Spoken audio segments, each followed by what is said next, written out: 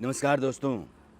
आज भारतीय वायुसेना के air chief marshal AP Singh ने प्रेस कॉन्फ्रेंस की और उस प्रेस कॉन्फ्रेंस में उन्होंने मई में जो युद्ध हुआ पाकिस्तान के साथ उसका ब्यौरा रखा। और यह ब्यौरा अपने आप में पाकिस्तान के सामने एक बड़ा आईना है कि तुम अपना चेहरा इसमें देखो। ये बार बार जो उचक उचक करके बाहें फैला फैला करके शेखी बघाड़ते रहे हो कि हमने तो हिंदुस्तान के फाइटर जेट्स गिरा दिए, हमने हिंदुस्तान को करारा जवाब दिया, उसके लिए अब तुमको कहीं कोना अतरा ढूंढना पड़ेगा या फिर कोई सबूत लेकर के आ जाओ, बात बन जाएगी। Air chief marshal AP Singh ने ये कहा कि पाकिस्तान के साथ जब हमने जंग लड़ी तो 80-90 घंटे की लड़ाई में हमने पाकिस्तान को अपने हाथ खड़ा करने पर मजबूर कर दिया।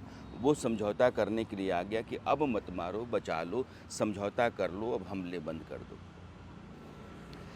जो उन्होंने आंकड़ा रखा है वो आंकड़ा मैं आपके सामने रख रहा हूँ।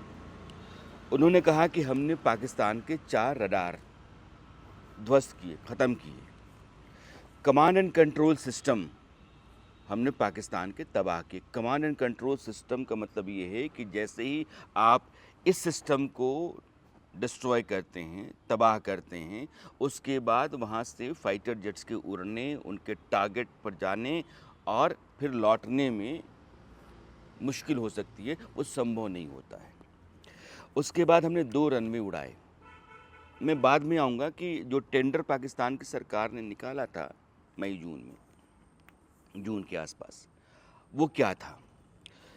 C-130 यह विमान भी भारतीय वायुसेना ने तबाह किया पाकिस्तान का।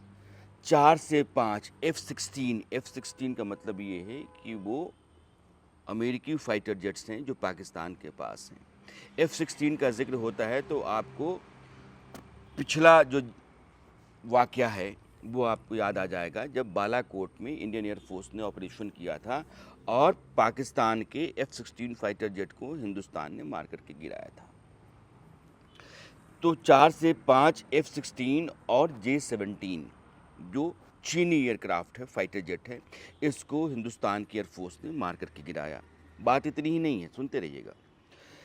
300 किलोमीटर की दूरी से एक सर्विलांस एयरक्राफ्ट को मार के गिराया। वो एयरक्राफ्ट जो दूर से ही दुश्मन के इलाके पर नज़र रखता है और फिर नीचे उस तरह से फीडबैक देता है जिसके मुताबिक स्ट्रैटेजी बनती है कि दुश्मन के ख़िलाफ़ क्या स्ट्रैटेजी, क्या रणनीति तैयार की जाए। उस सर्विलेंस एयरक्राफ्ट को मार के गिराया और दुनिया के इतिहास में ये पहली घटना है कि 300 किलोमीटर की दूरी से दुश्मन के सर्विलांस एयरक्राफ्ट को मार करके नष्ट कर दिया गया हो। इसके अलावा अवॉक्स जो airborne warning and control system होता है, हवा में हरकत होते ही वो कंट्रोल सिस्टम आपको बताता रहता है, वो नष्ट किया भारतीय वायुसेना ने। और जो उनके रनवेज थे जिसका जिक्र मैंने किया है, उनको भी तबाह किया। यानी कि इंडियन एयरफोर्स के चीफ ने प्रेस कॉन्फ्रेंस के दौरान जो बातें कहीं, उन बातों से यही नतीजा निकलता है कि भारतीय वायुसेना ने पाकिस्तानी वायुसेना के उड़ने और हमला करने की जो ताकत थी, जो ज़मीन थी, उसको ही ख़त्म कर दिया था। उन्होंने यह भी कहा कि सरफेस टू एयर मिसाइल जो होती है, जिसको हम सैम कहते हैं, उसने पाकिस्तान की कमर तोड़ दी, पाकिस्तान को बैकफुट पर जाने पर मजबूर कर दिया। और यह जो हमला हिंदुस्तान का था, उस हमले का अंदाज़ा पाकिस्तान को शायद नहीं था या उसकी तैयारी वैसी नहीं थी। उसको लगा नहीं कि हिंदुस्तान इतनी ताकत के साथ हमला करेगा, उसके पास इतनी ताकतवर मिसाइलें हैं। ब्रह्मोस का जिक्र बार बार हुआ है और आपने ब्रह्मोस की तबाही पाकिस्तान के भीतर देखी और सुनी होगी। जो सबसे बड़ी बात है वो एयर चीफ मार्शल ने कहा कि जो भी यह आंकड़ा हम रख रहे हैं, इसके फोटोग्राफ्स हमारे पास हैं, सबूत हमारे पास हैं। और पाकिस्तान जो कहता रहा है, पाकिस्तान की संसद में उसका सांसद कह उठता है, प्रधानमंत्री अपने देश को संबोधित करते हुए कह उठते हैं कि हमने तो ऐसा कमाल कर दिया, हमारी सेना ने ऐसा कर दिया है। आर्मी चीफ को आप फील्ड मार्शल बना देते हैं। यह जो झूठ मूठ के तमगे हैं, ये आप अपने गले में डाल लो, लेकिन एक बार यह तो बता दो कि तुमने जो कुछ भी किया है उसका कोई सबूत तुम्हारे पास है क्या? भारत के प्रधानमंत्री ने संसद में खड़ा होकर कहा कि हम तुरंत उस एयरबेस पर गए, पंजाब में जो हमारा एयरबेस है, जिसके बारे में पाकिस्तान दुनिया भर में हो हल्ला कर रहा था कि हमने तो तबाह कर दिया है। वहाँ रत्ती भर भी कोई नुकसान नहीं हुआ। हिंदुस्तान के किसी भी एयरबेस पर किसी भी फाइटर जेट की कोई तस्वीर पाकिस्तान के पास हो कि उसने नुकसान किया है तो दिखा दे, है ही नहीं। तो यह जो मनोहर कहानियां हैं, उन्होंने यही कहा कि पाकिस्तान की मनोहर कहानियां हैं, मन के लड्डू मन में फोड़ ले, कोई बात नहीं है, मुंगेरी लाल के हसीन सपने हैं, देख ले।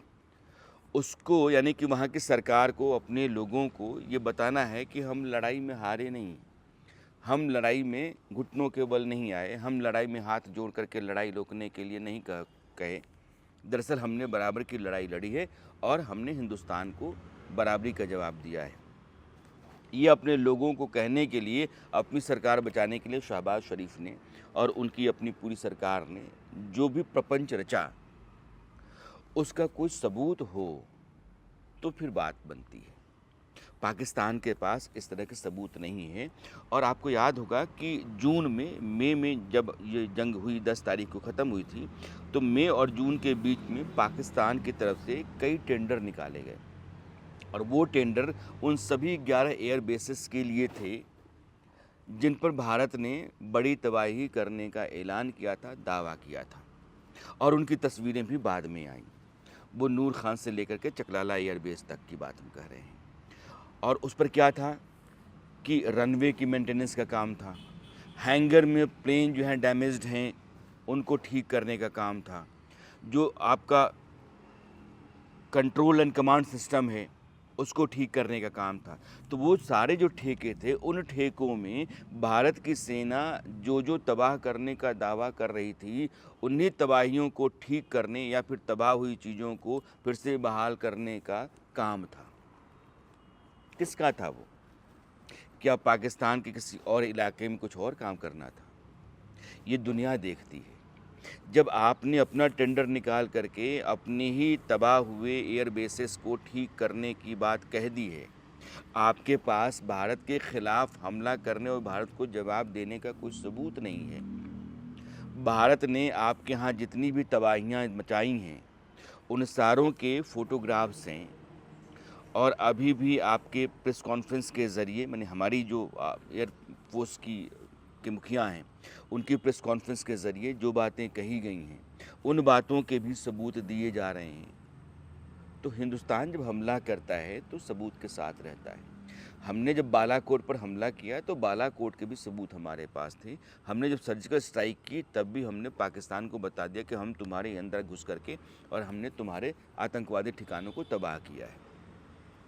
इस बार भी जब इंडियन एयरफोर्स ने आतंकवादियों के ठिकानों को तबाह किया, उसके बाद पाकिस्तान की सरकार को बता दिया कि हमने दरअसल आतंकवादी ठिकाने तबाह किए हैं और यह हमारे यहाँ आए थे पहलगाम में, हमारे लोगों की हत्या करके गए हैं, इनको हम जिंदा नहीं रहने देंगे चाहे कहीं भी रहें। और तुम्हारे यहाँ इनके ठिकाने बने हुए हैं, ये न ठिकाने रहेंगे न आतंकवादी रहेंगे। तो 100 से अधिक आतंकवादी मारे गए और 10 के आसपास ठिकाने उनके तबाह हुए। पाकिस्तान पलट करके आ गया कि हमको तो अपनी लाज रखनी है और जंग में वो आ गया।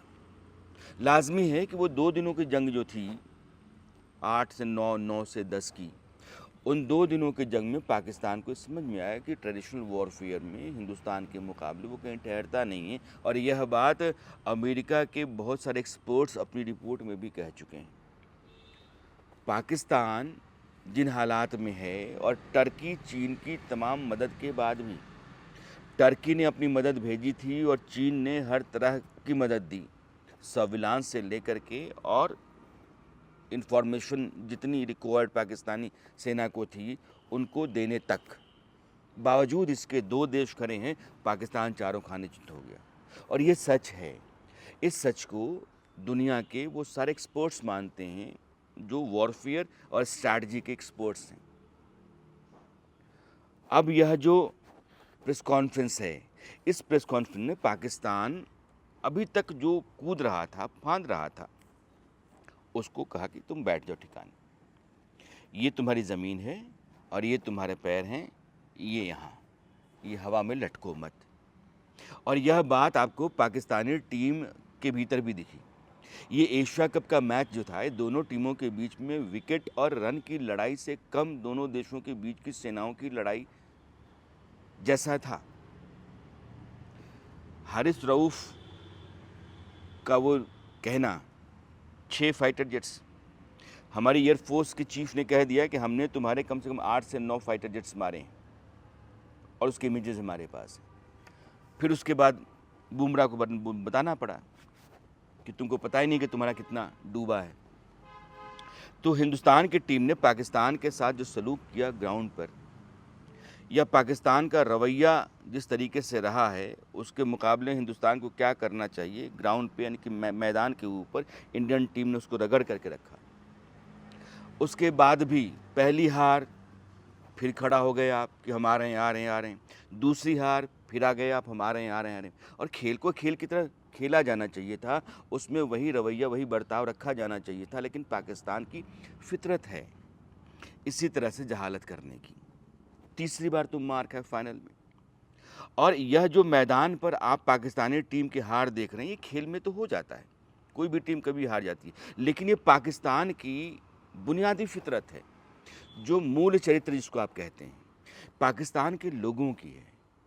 वो बार बार तबाह होगा, बार बार पिटेगा, फिर उठेगा कपड़ा झाड़ करके, और फिर वो आतंकियों के साथ, गोले बारूद के साथ भारत के खिलाफ कोई साजिश करने और यहाँ निर्दोष लोगों को मारने के लिए आ जाएगा। ये सरकार थोड़ी दूसरी हो गई। नरेंद्र मोदी की सरकार के आने के बाद से हिंदुस्तान की फ़ौज का रवैया और सरकार का तेवर, यह दोनों कमोबेश मेल खाते हुए से हो गए। अब जब कभी भी ऐसी हरकत होती है तो पाकिस्तान के ऊपर हमला होता है।